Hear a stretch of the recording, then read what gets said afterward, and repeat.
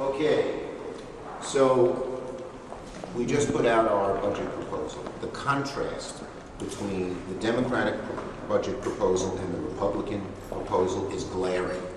The Republicans want the same old status quo, rising costs, declining health care.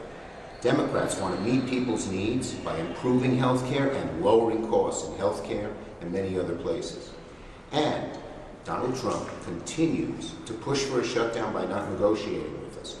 But we are confident when the American people contrast these two proposals, they're going to side with us. They're going to tell Republican congressmen and senators that they should start talking to the Democrats, because we are talking about what people need. Same old story, same status quo. People are not happy. Something like 38% of Americans think America is on the right track. This budget doesn't put them on the right track. Their budget doesn't put them on the right track. Ours does. And we just welcome the contrast. We're very, very pleased when people look at our budget and theirs. Okay. Yes? It seems like Republicans have already outright rejected the idea of your plan. Are you willing to shut the government down? Ask the Republicans if they're willing to shut the government down. That's where they're headed.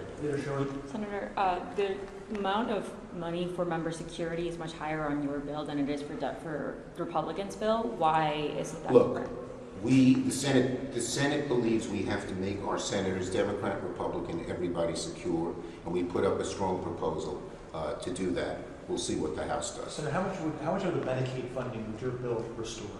Our bill would restore all of the Medicaid funding. That's what the American people want. We'll sit down and negotiate. If they will sit down and negotiate. We don't have a red line, but we know we have to help the American people.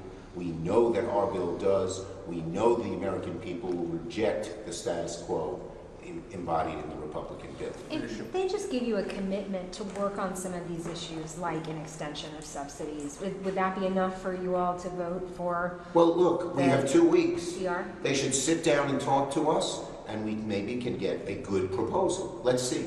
But when they don't talk to us, there's no hope of getting a good proposal.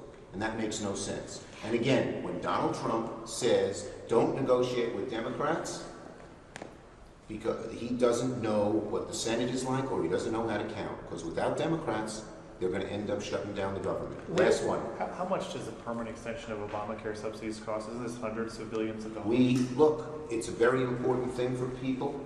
And if you don't extend the Obamacare tax credits, people's premiums are going to go up $400 or $500 a month, and they're going to start learning about that when they get the notices in October. Since you left Buffalo Night, did you leave Buffalo Night? Yes. And you get the last question. Thank you so much. I was at Buffalo Night and presented the Charging Buffalo Award, and we led the chant of "Squish the Fish."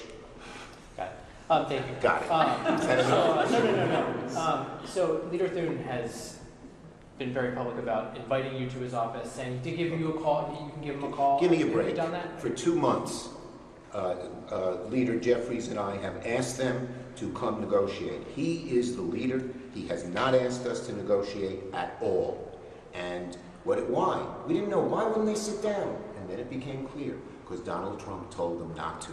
And even though that's bad for the American people and bad for them, because it's going to end up that they're shutting down the government, they're just too afraid of Trump. Thank you, everybody. Thank you.